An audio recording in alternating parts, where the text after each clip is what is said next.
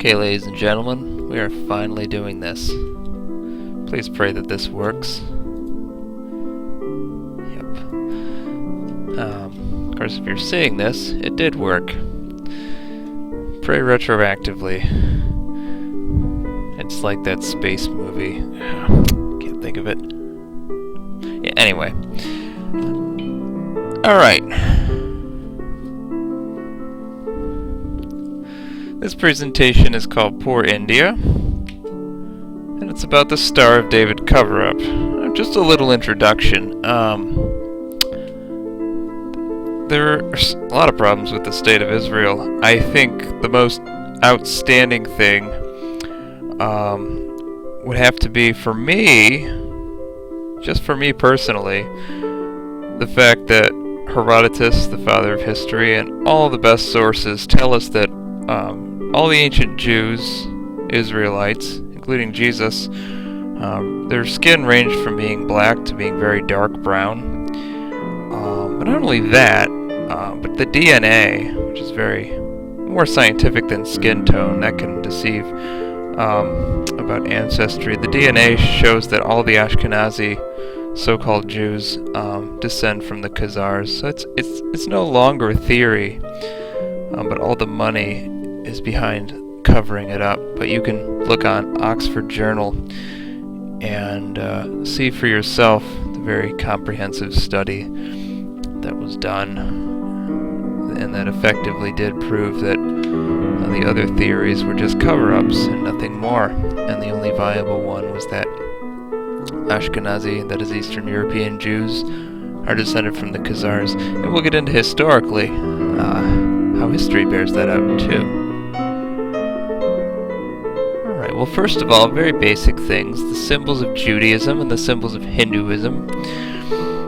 Hinduism is of course, broad term, meaning all the religions of India.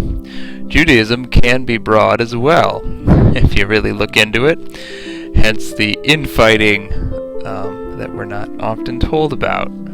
But anyway, so we have the burning bush, we have the Lion of Judah, we have the menorah, that's right, or lamp. We have the shofar, or ram's horn. We have the lulav, palm branch. I just learned about that. We have the birkat kohanim, or priestly blessing. I have a Jewish friend who told me about that. A lot of people think that the Star of David somehow connects.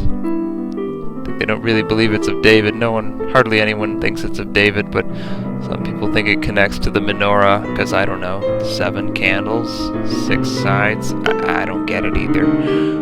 Or even the kohanim, which is, by doing your hands like Spock and putting them together, which again seems even more far-fetched to me, though it kind of does resemble the Masonic square and compass. If you do this with your hands, just try it right now.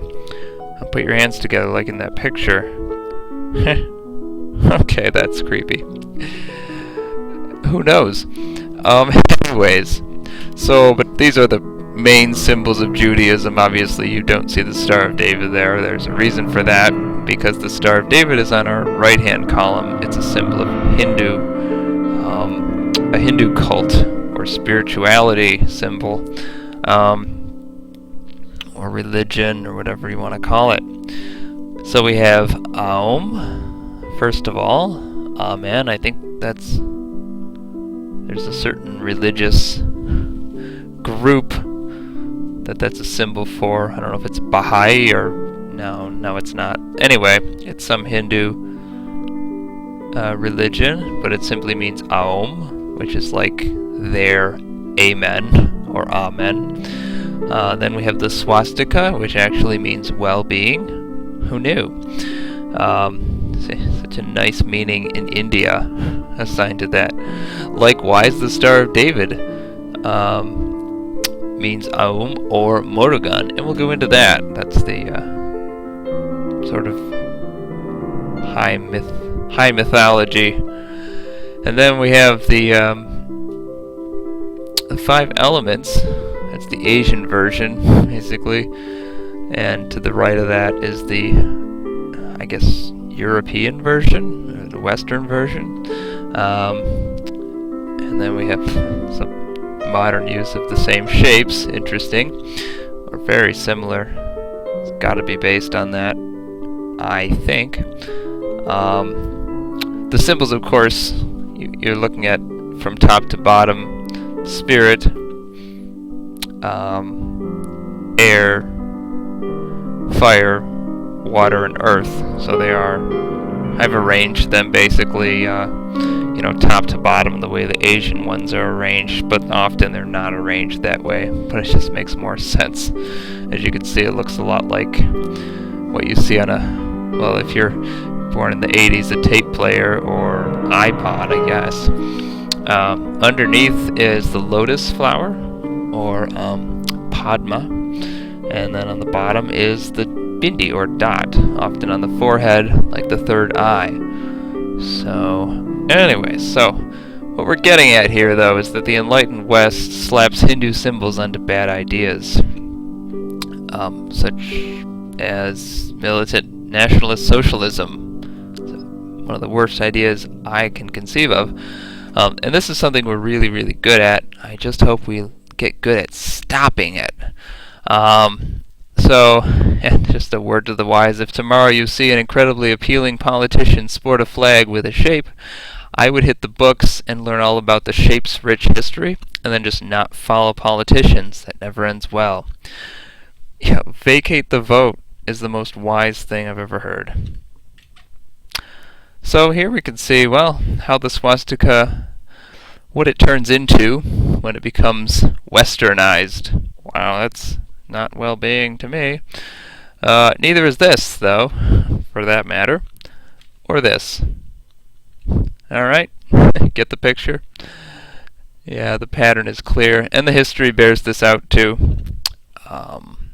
Particularly in Germany, where really all of this comes from. Zionism is a German ideology, albeit a Ashkenazi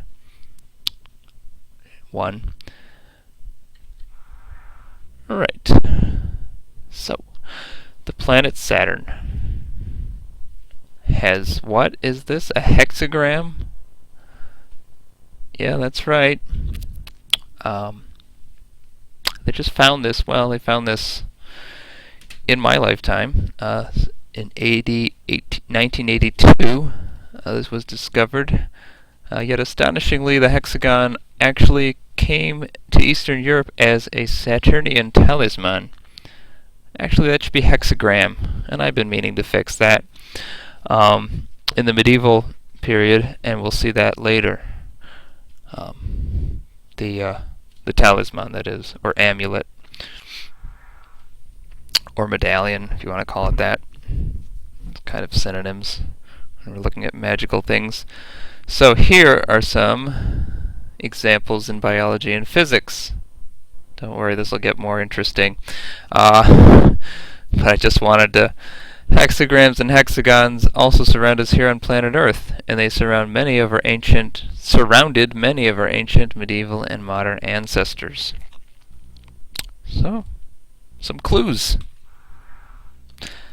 And again, first man-made ones seem to be in India, from thousands BC, man-made hexagrams, that is. Often, as you can see, they are interlacing. When they're, often different colors too, opposites often, because they're above and below, or any different opposite, masculine and feminine, right? If you've read the Da Vinci Code, which is fiction, by the way, what you're seeing here is non-fiction. The Da Vinci Code is fiction, but it's also a lot of creative non-fiction interwoven, so it's kind of a mess. But I learned a lot from it. I think a lot of people did. Anyway, so the interlacing hexagram, that's the original hexagram, which is incontrovertibly from southern India, not just India. It came a long way on the Silk Road. We'll see that later. Shiva is the auspicious one. Shakti is the power of power or empowerment. We're going to talk about enlightenment later too. Empowerment. And together they beget Murugan, the war commander. So this is obviously a high mythology with some sacred geometry in there. And also from India, of course, is yoga, where we have the hexagram with the outer circle and 12 lotus petals. And that's the heart chakra, or anahata, the fourth primary chakra according to yoga traditions. In Sanskrit, anahata means unhurt, unstruck, and unbeaten. Anahata Nad refers to the Vedic concept of unstruck sound, the sound of the celestial realm. Going back to our planet Saturn, they have not only video but audio of Saturn, which does make sounds, as the ancients kind of intuited, or maybe knew from some sort of, well, intuition, interdimensional beings. They're all, who knows. Anahata is associated with a calm, serene sound devoid of violence, which I just can't help but say out loud. Perhaps the meaning of Anahata holds the key to stopping Israelis' psychotic killing spree. And I mean psychotic in the clinical sense. Alright, what is the Silk Road? What indeed? You don't hear about it in history class. The Silk Road began in the 2000s BC, but actually Alexander the Great and his eastward expansion of the empire from Macedonia, he made it so that the Indian silks, spices, ideas, and symbols that had trickled in began just pouring into the Greek, not to mention the Hebrew world, especially from 329 BC, was when he conquered one of the key cities that opened up the Silk Road much more than it ever had been. This will explain a lot about where we got some of our cool stuff. There's Europe and India. Here's the city of Rome. This is a temple, or I should say temples, built at different time periods to the god Saturn. Very important god, obviously. Look at what they built, these emperors.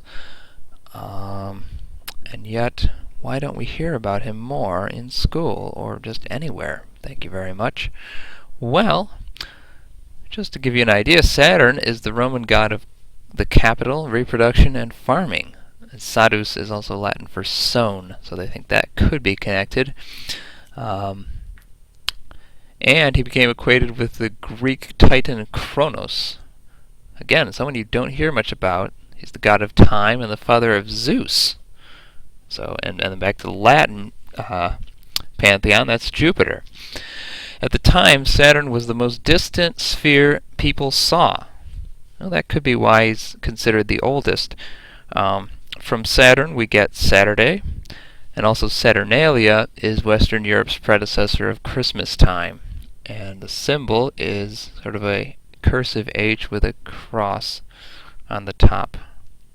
So there's one of your early cruciforms, or crosses.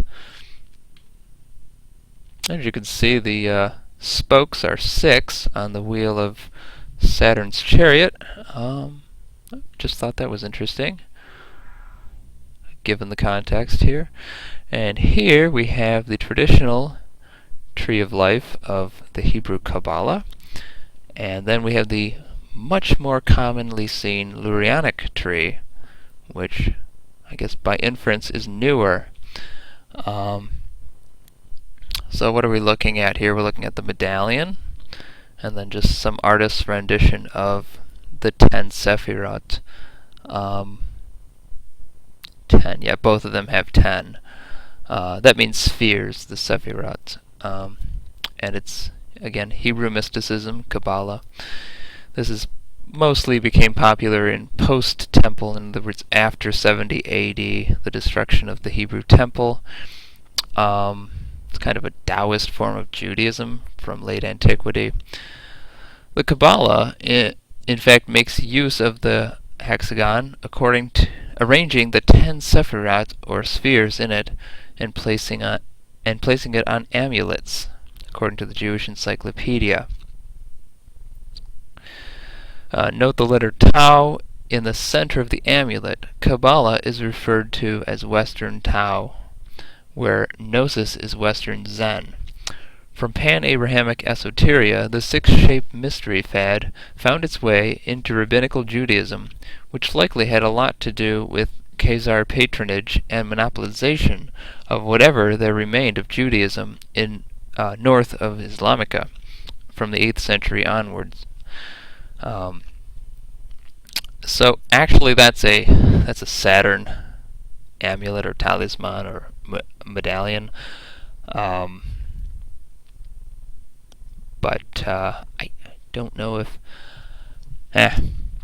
Anyway, and then down lower right we have a Jewish device for mystical prayer. Alright. This is from a synagogue in Capernaum, in Galilee. This is from the 3rd or 4th century AD. So very long after, like we saw, the Silk Road being opened up. This is from the synagogue at so-called Tel Hum, which is actually Capernaum, Christ's synagogue. Capernaum was later shortened to Nahum, and then later it was shortened to Hum. Apparently this synagogue housed this encircled pentagram and encircled hexagram, which I've also further encircled just to make them clear. These Jews were extremely Hellenized, and the hexagram was used for decorative purposes only, that is to say, not symbolically or liturgically. Never before the 3rd century do we find Jews using the hexagram, and even then, only for decoration. So differently from the Indians, the people of India, that is, who used it very symbolically, the Jews just took it on as a decorative device, and it's nice. It's a nice decoration. Could be more than that. Later it was, but not in a good way, unfortunately. Moreover, in the Hebrew Scriptures, 6 is a numerical device. Oh, sorry, it was never considered to be the Star of David in ancient times, not even close. Moreover, in the Hebrew Scriptures, 6 is a numerical device that refers to original man, created on the 6th day. And I think this should speak volumes about Zionism's secretly godless nature, which we shall see more about. More on that later, as Deke Jackson would say. I'm glad I remembered that. He's a funny guy. And this is in Syria, so we've moved north a little bit. This is a sword. It has a hexagram with a small circle inside of it, and it's a symbol of a sword being proved or tested. The Khazars were famous mercenaries throughout Europe, so the forging of swords was a prized industry throughout medieval Khazar lands. Well, enough about that. And more about the Khazars. These are some things they built. They converted to Judaism for, all sources tell me, political reasons, more so than religious.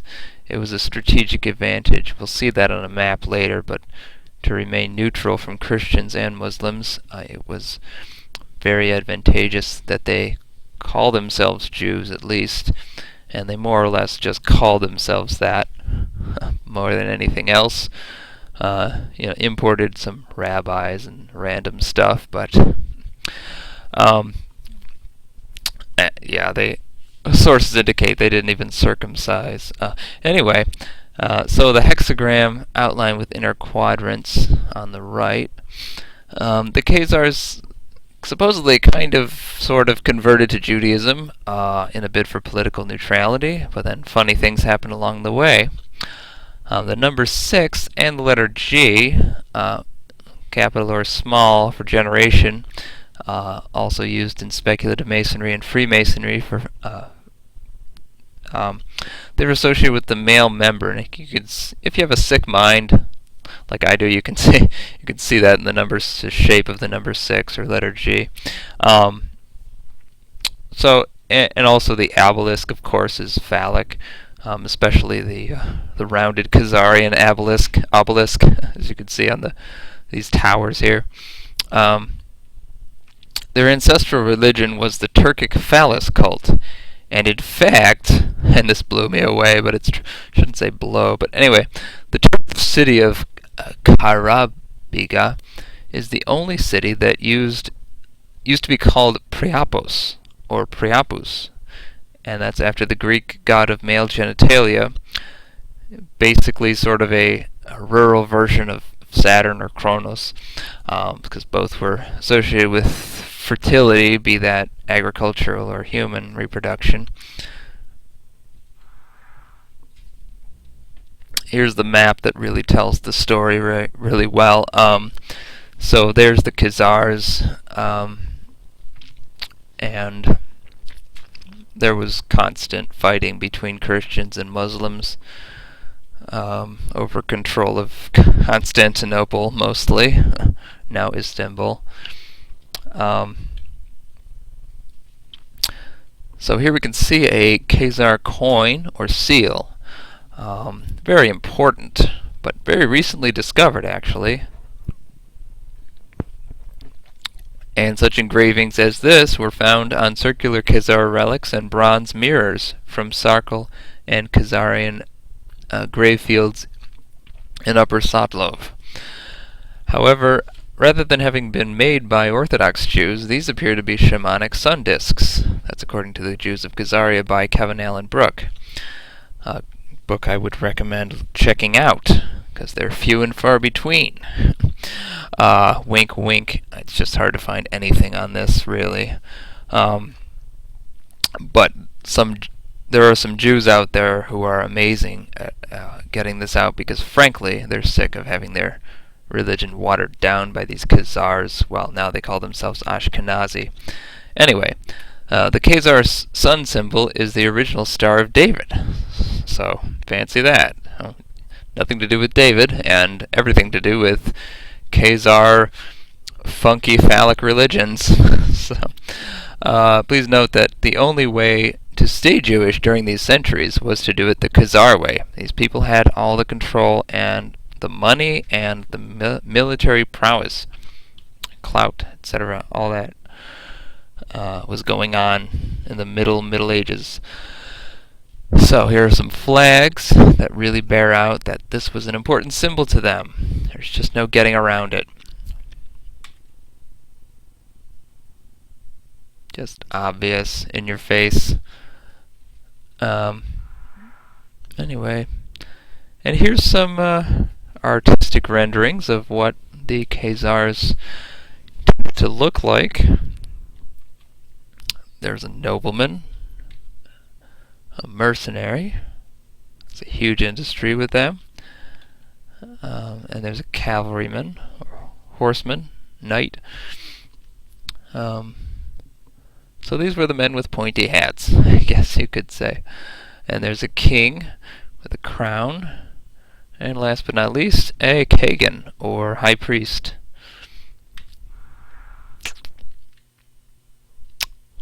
Alright. So, this is a copy of the oldest surviving copy of the Masoretic text, a Mizora being a fetter or bond. The Masoretic text was a restrictive, biased, and mind-controlling compilation sponsored by Khazars between the 7th and 10th centuries AD, with the agenda of consolidating the rabbi's power by dispelling the claims to legitimacy laid by Christian and perhaps Muslim clerics. By delegitimizing in the eyes of the common Jew, Jesus' and perhaps Muhammad's otherwise plausible fulfillment of certain prophecies. Although, a footnote here, arguably this Christian case was never airtight in a linear or literal sense, yet it has proved appealing in a mystical or spiritual sense. That is to say, the so-called case for Christ. Anyway, basically this has been shown especially through the Dead Sea Scrolls. The Dead Sea Scrolls have in some ways borne out the Masoretic interpretation or rendering or whatever. But in other ways, it's really shown us that this was a very narrow, I think it says a fetter or bond. It was very motivated by control, unfortunately. So there we have sort of the hexagram starting to take on a negative connotation already.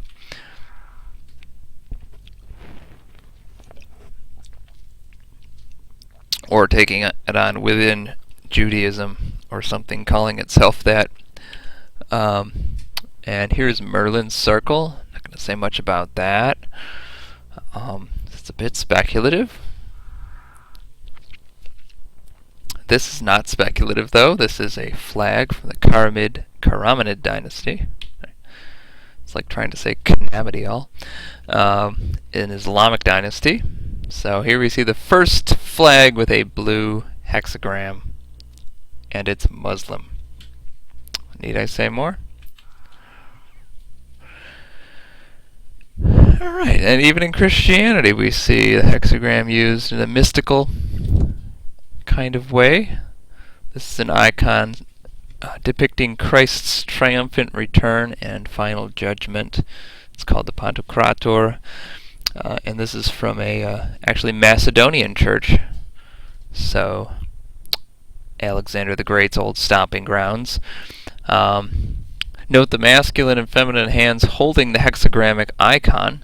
Balancing masculine and feminine is a clear theme in Christian temples, often in the form of Jesus and Mary, whom, interestingly enough, the Quran claims are the only two immaculate or perfect human persons, untouched by evil, the new Adam and the new Eve. In fact, the Roman Catholic teaching of the Immaculate Conception is largely a Muslim one in origin. We're going to talk about the Moorish influence on Roman Catholicism subsequent to the Reformation, in the so-called Counter-Reformation. It's fascinating. The teaching of the Immaculate Conception is a 19th century one, I believe. No, I'm thinking of papal infallibility. Well, it's a modern teaching. It seems to bear a lot of influence of Islamic mysticism, which had just a lot to do with the Counter-Reformation, which had a lot to do with the Jesuits and the Illuminati, which followed right on their heels. Anyway, and to the right we have the high row, or the Greek R, which looks like a P to us, and X, which is key, like the usually transliterated CH, hard H sound. So here are some of the things that comes from, and one of them is very hexagrammic. Actually, they all kind of are. Well, it's a cruciform type of hiero. Gnostic cross, Greek cross, Venus, or the feminine. We use it for female, but it's also the planet Venus and the goddess Why can't I say that? Venus, the goddess Venus, yeah. And also the Egyptian Ankh. I wish I knew more about that. But here again, as you saw the medallion earlier, this is just a sketching of it. And that's the obverse, so the front of it is actually with a pentagram or pentacle. So this seems to have come into vogue in Western Europe in the High Middle Ages. just a sort of protective, magical thing that, you know, rich people would buy, and you could make money off of them. The hexagram was and is used by Kabbalists, Muslims, and Western practitioners to summon and enlist their guardian angels for various tasks. So, yeah, it does have sort of a function in ways that, of course, the modern world does everything it can to forget, but is just controlled by, ultimately. Here's a table of symbols of the cosmic elements. These again are the so-called four elements, and then spirit or quintessence. Spirit, quintessence is also called ether. Yeah, that's probably the key word to remember. So this mostly comes in the field of alchemy, which is the predecessor of chemistry. By the way, they didn't only think there were the four elements, but they did believe, I think, that everything was made from them. So they didn't, they knew what lead was and what mercury was and what silver was and gold. They considered them all to be earth. So the double hexagram is made by combining all the material elements. In Rosicrucian and Hermetic magic, the 7 traditional planets correspond with the angles in the center of the hexagram as follows, in the same patterns as they appear in the Sephirot and on the Tree of Life. Saturn, although formerly attributed to the Sephira of Bina, whatever, within this framework, nonetheless occupies the position of Da'at. That's according to Wikipedia, quoting The Ritual Magic by David Griffin, page 31. In alchemy, the 2 triangles represent the reconciliation of the opposites of fire and water. So hence we saw the red and blue in the Indian use of it. Perhaps the hexagram also symbolizes the 5th element and quintessence. That's quintessence. Also to note that alchemists associate Saturn with lead. So,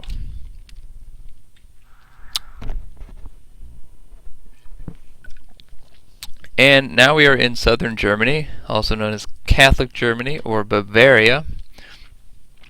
This is where your Sound of Music comes from. If anyone's into Broadway, I don't know why you would be, but that's okay, I'm not going to judge. Common tavern anchor in southern Germany. It's a symbol for the tapping of beer and the sign of the Brewers Guild.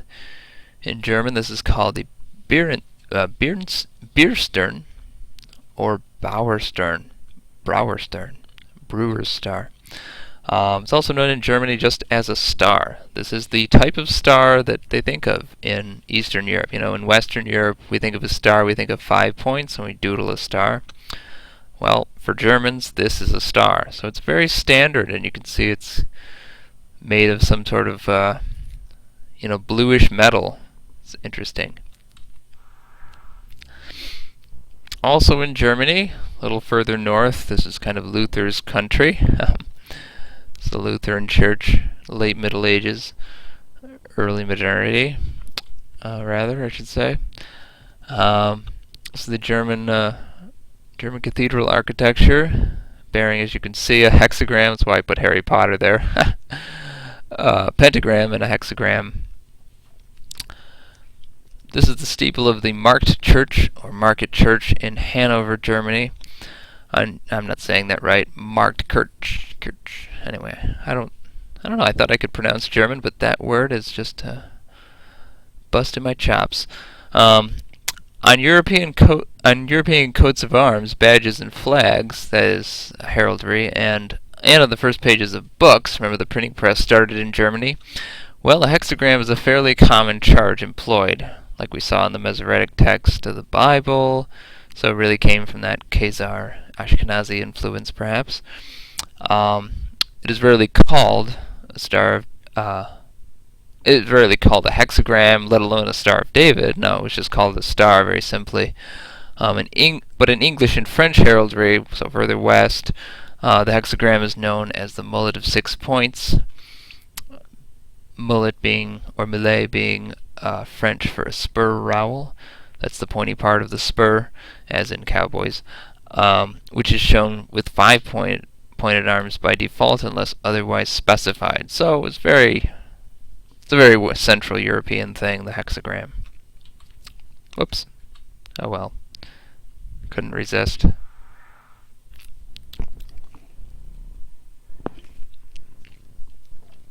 Now we're going to get into, just real briefly, well, I lied. It's going to be a while. We got to talk about the Illuminati and the Enlightenment and the Jesuits, because they're all connected and they're all very influential. For heaven's sake, wake up. So, we're just going to get into this. Concerning the French Enlightenment and the infamous 1776 Bavarian Illuminati, or self-proclaimed enlightened ones, the Catholic Encyclopedia points out that the spirit of the Illuminati was actually spread abroad faster thanks to the persecution by the Pope and the Elector in Bavaria.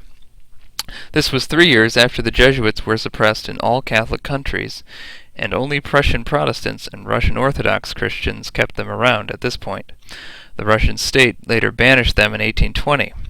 And in this vacuum of power, the Illuminati spread so fast for back then that in a 1978 private letter that is now kept at the Library of Congress, George Washington, himself an avowed Freemason, having just stepped down from 8 years as President of the newly formed United States of America, expressed to a concerned clerical associate of his that he fully shared the preacher's unsettling awareness, quote, that the doctrines of the Illuminati and the principles of Jacobinism, end quote, and these groups were both instrumental in the French Enlightenment, French Revolution, and little-known Goddess of Reason cult, that they were winning over to their radical secularism the Masonic lodges of the newly formed United States of America.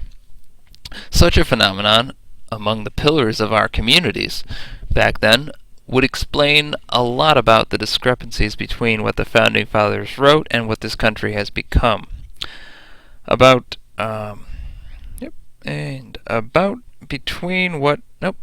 Illuminati founder J. Adam Weishaupt, his disgruntled partner Philo said that Weishaupt's pet design was to utilize for good purposes, as he understood that, the very means which the Jesuits employed for evil ends. So very Jesuitical.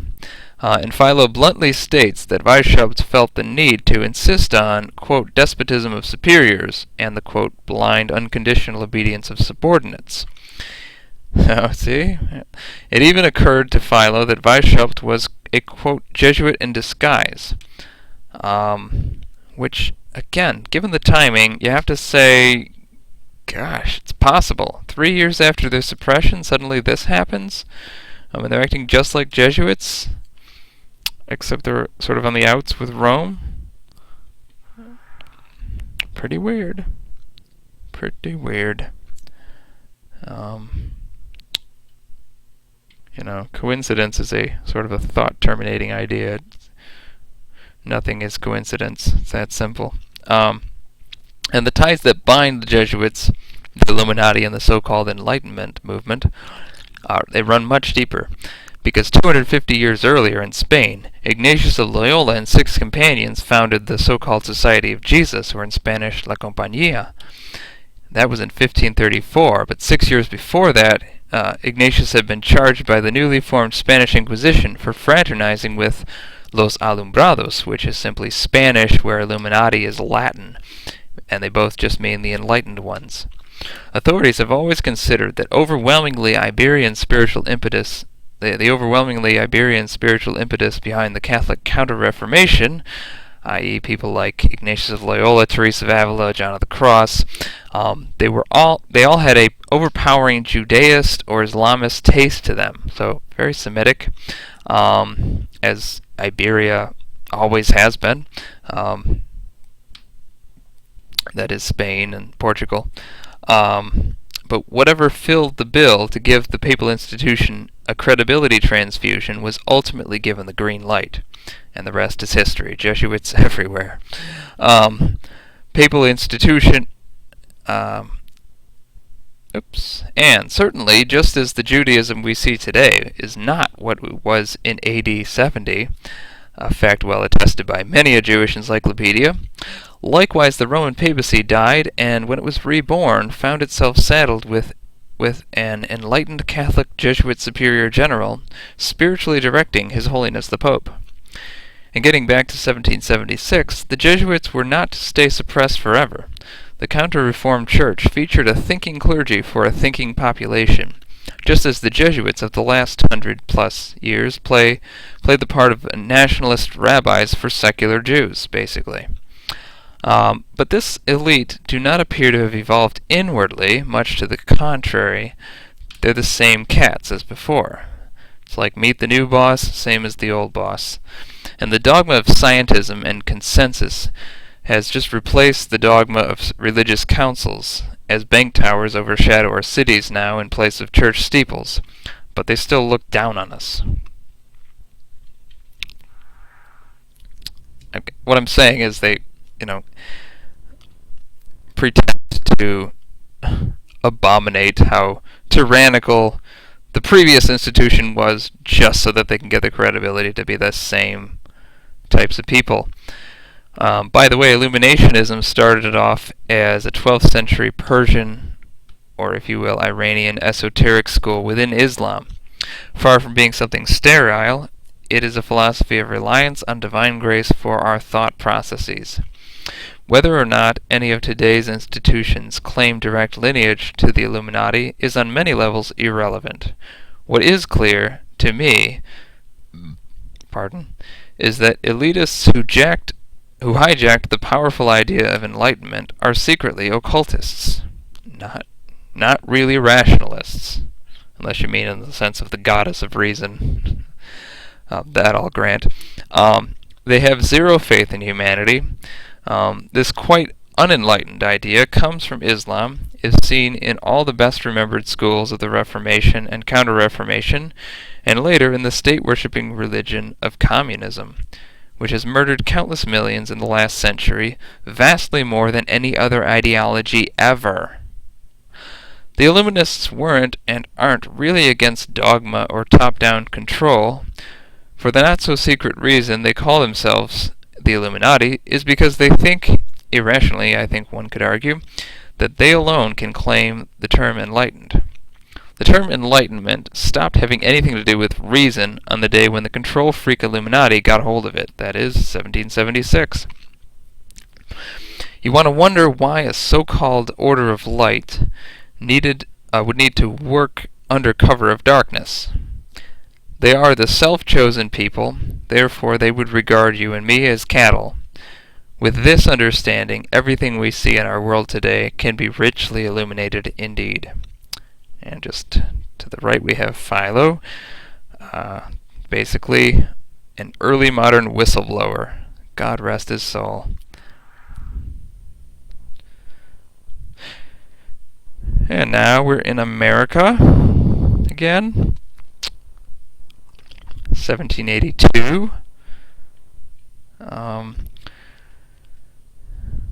This is the Great Seal, front and back, or obverse and reverse. Not words you hear a lot, but for some reason people write them a lot.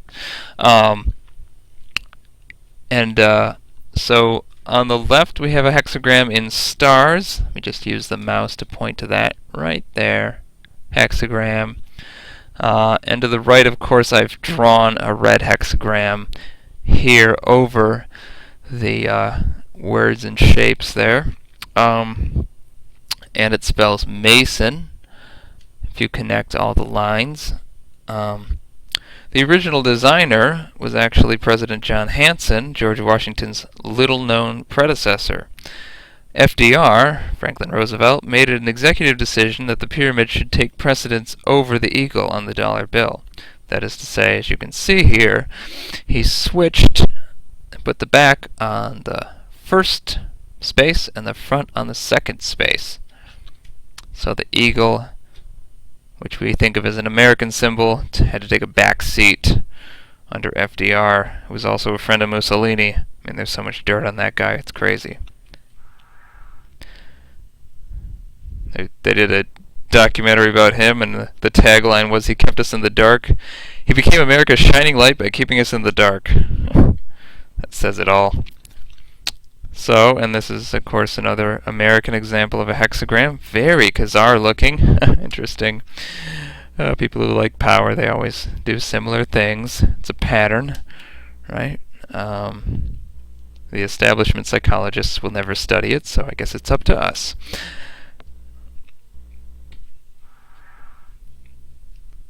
Alright, so here is a map.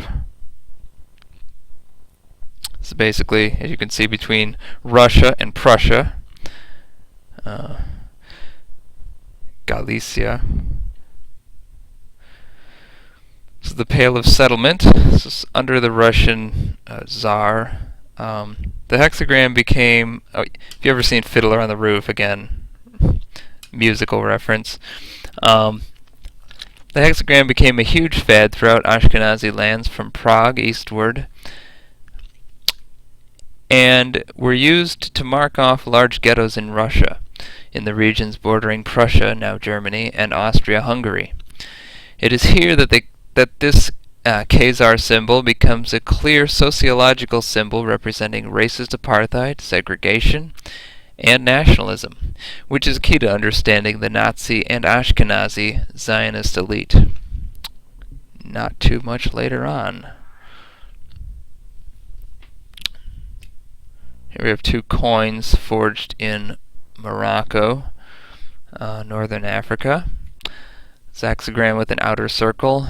The obverse of the Moroccan 4 Fallas coin, dated AD 1873, or 4. The green pentagram on Morocco's current flag refers to Solomon. So the Muslims like using shapes to refer to people because they can't do images, so they do shapes to refer to people that they think are important, such as David and Solomon, who they consider to be prophets as well as kings.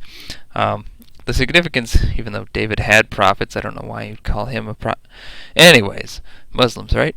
The significance here is that the Sephardic Jews' Muslim neighbors, whom they tended to get along with and do business with, the Muslims themselves used the hexagram, while the Sephardim did not. Sephardic Jews repudiated it. They didn't use it because it has no real historic Jewish significance. There's no reason for them to use it, in other words. Alright, and here are some things you may or may not have seen in pop culture. Especially this is gaining traction. A lot of rock stars are into that. Openly, more and more openly. Enlightened Western Europe, so-called enlightened Western Europe. As you can see, that term has been so abused it's not even funny. We have George Washington. As you can see the Masonic symbol there and the Masonic apron. And that seems to derive from the hexagram as well, because it was very important in Islam, and Masons just love Muslim stuff. They really do. I don't understand any of it, but anyway. And then we have the Masonic apron and the Gmail logo, Google Mail, Google Webmail. Oops, I want to get that back actually.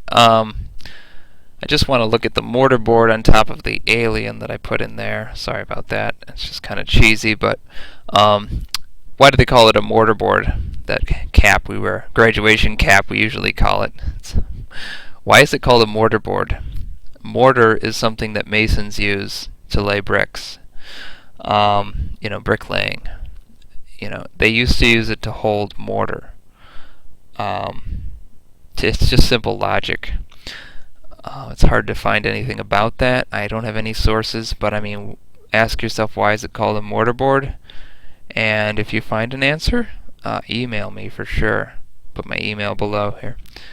Alright, so we have in Masonry, Theosophy, and even newer Rael, founder, I think, is still alive. Oh. We have composite interlocking hexagram symbols. Masons almost always defer to Muslims, and this seems to be no exception. They are the only two groups, that is, Mohammedans and Masons, the only two that insist that the hexagram is the Star of David. Of course, if you listen to them long enough, you'll hear all kinds of crazy things, so there you go. And of course, this is contrary to the historical record and the traditions of observant Jews. Though now we've seen the Hebrew nationalism of Zionism sort of force it into the lives of a lot of Jews, including observant and somewhat Orthodox Jews, though the ultra-Orthodox, never. So that's how you know. Anyway, many Raelians are vying to rehabilitate the swastika. They're going to have their work cut out for them rehabilitating the Star of David, I would say, pretty soon down here, when all that comes to light, just like it did with Hitler. Anyway, I mean, you can keep secrets for just so long, but the caliber of injustice there is crying out. I mean, my goodness, even the Pope now is saying, we've got to recognize Palestine. This is insane. So, the symbol initially used by the Raelian movement was the source of considerable controversy linked to a proposal to build the Raelian embassy, and we're talking like space alien embassy, in Israel, since it resembled the hexagram with the image of a swastika embedded in its center. Rael's Elohim voices then told him to propose building the embassy in Lebanon. Alright. Oh, also a side note, the increasingly known Ordo Templi Orientis, or OTO, have Illuminati as a level within their hierarchy. I think that's interesting. But they use Latin a lot anyway. Okay, here is the flag of the State of Israel, or as Herzl, the founder, called it, the Jewish state. I don't know why they get all up in arms when we call it what it is. It is self-defined Jewish and democratic state. Well, they use the word democratic as badly as we do, unfortunately. But anyhow, so, and this was designed in Germany, not surprisingly, in 1891 by none other than Herzl himself. As you can see, the design on it is very emphatically Ashkenazi. That is Khazar. That is to say, not especially Jewish in any authentic sense. Very oppressive to the Sephardic Jews. And by the way, all Middle Eastern Jews are Sephardic Jews, virtually. And anything south of Islamic powers is Sephardic, pretty much, and all the Western European. You get the idea. These Eastern European Jews, these Ashkenazi Jews, unfortunately, they're not descended from Jacob. They're not Israel, in other words. It's just that simple. It's a complete fraud, and the DNA bears this out. So, I've already said that. Theodor Herzl first sketched this Zionist flag in his diary. He then proposed it in 1891. And worthy of note, he does not refer to the hexagram as the Star of David. And it's hard to know here if he's being self-hating or simply historical accurate. Maybe both. Anyway. And just to clear the air, so to speak, get it, incense, this is Judaism. This picture is the closest thing I could find to authentic Judaism, because you have the high priest, the Ark of the Covenant, and they're in the Holy of Holies, and all that stuff you read about in Leviticus. This is Judaism. Note the dress of the high priest. Let's go to today. You know, it's not hard to spot the real Jew, is it? But even if it were, we have, again, not to beat a dead horse, the genetics, okay? It's not ambiguous. these are the Jews from the Holy Land, and they also migrated the diaspora. Okay, so here we see the difference between diaspora and converts. Okay, the Ashkenazi are converts. They're not diaspora. Their ancestors never lived in the Holy Land. Their ancestors are, a lot of them are from Asia. Okay, anyway, moving on.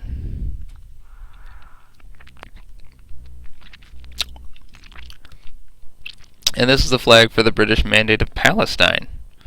It's the only time you'll ever see a hexagram. I mean, British are such crappy designers. The only time you'll ever see, sorry, I didn't finish my sentence. Two triangles overlapping. It's like, why would you? But whatever. British love being sloppy. Look at how they draw these straight lines to define borders. I mean, they just don't care, you know.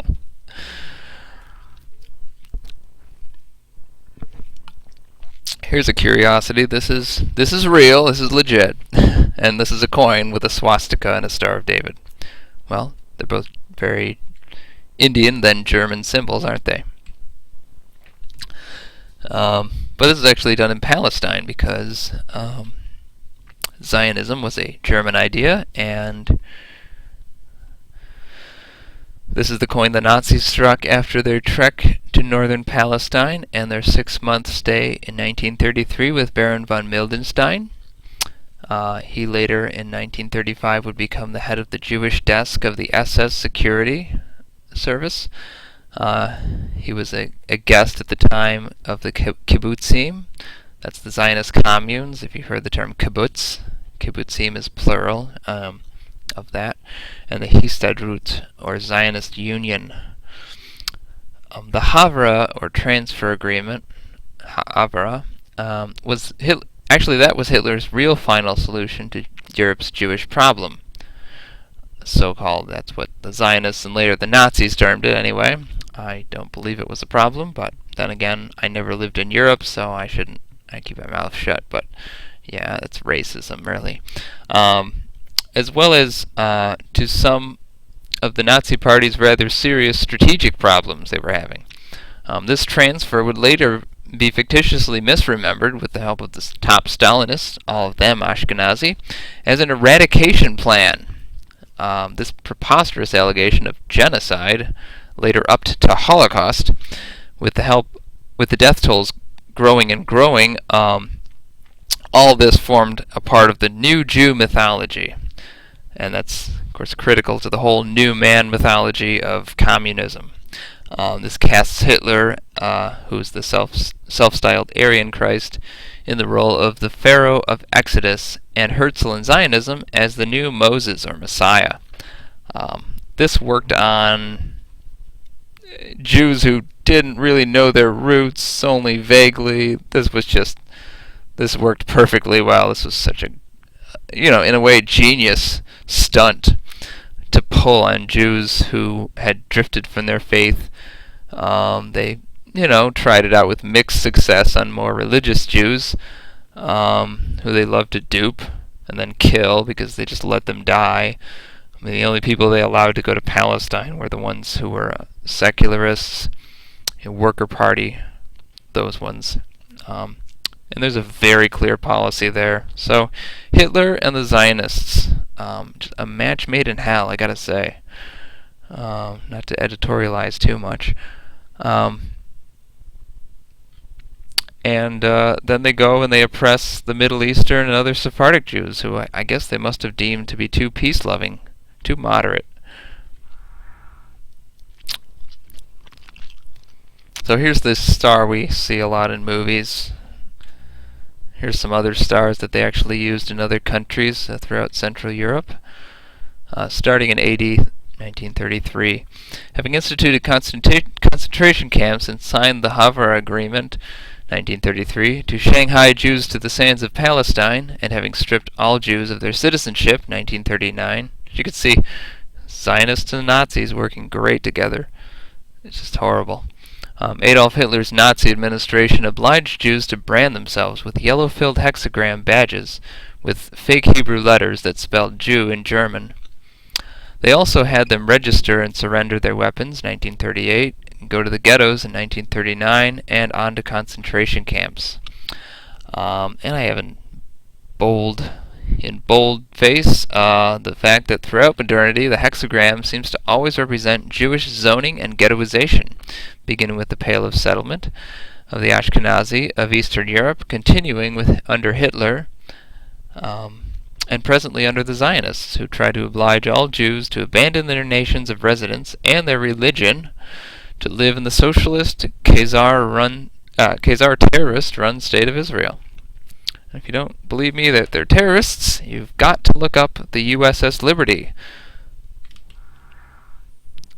They have attacked the U.S. They're the only country who has committed terrorist attacks on the U.S. Some of them were false flag, and they were pretending that it was Muslims doing it. And this is how they get all their money. That and the oil. In fact, as an alternative to the yellow stellated badge, in 23 November, Hans Frank, he was Hitler's half-Jewish lawyer / general governor who admitted in a dying note that Hitler had been a quarter Jewish, or quadroon Jew, ordered all Jewish Poles above the age of 11 years in German-occupied Poland to wear white armbands with a blue Magen David on them. Magen David actually means shield, not Star of David, so I think that's important to note as well. And so all of this, contrary to the official narrative, offers us a glimpse as to how closely the Jewish Nazis and the Zionists were collaborating at the time, which will give us then a context for understanding the Havre Agreement and other Zionist accords Hitler signed. So, a lot of what we're told in history you just have to turn upside down, and then you've got the accurate picture. Alright. Here's a quote from a Professor Rabbi Raphaelov, who's a scholar of Zionist literature in Israel. He says, "The clearest example of the Zionist mindset is the flag of the state. Anyone who looks at the flag can discern, if you take out the star for a moment, a talit. It's a traditional man's prayer shawl. Again, Ashkenazi, not Sephardic. Sephardic, it's all white. White fabric with 2 stripes of teklit. That's an ancient blue dye or black that was lost to be refound only in the end of days, they say. Al-talitot have stripes, except for the Sephardic Jews. That's all Middle Eastern Jews. So in every respect, the flag sends an exclusive Ashkenazi-only message. To them, the Tachlet symbolized the redemption of the people of Israel. That was what they wanted. Here we've come to the land. Exile is over. We've come. We've come back to our roots." So deluded, right? Because they're not even their real roots. "We're united. We're here." That was Tachlet. Another point that is also very important, it tells a message to the Jew. If until now you were required to wear your talit on you, it is no longer necessary. You can just put it on the flag and feel good as a Jew. Your talit on the flag. Everyone sees it. That's sufficient. No need to fulfill the commandments in practice. Just connect with their national spiritual content, and that's sufficient. So, master manipulation. All around. This is the flag of the Israeli Defense Forces, also known as the IDF.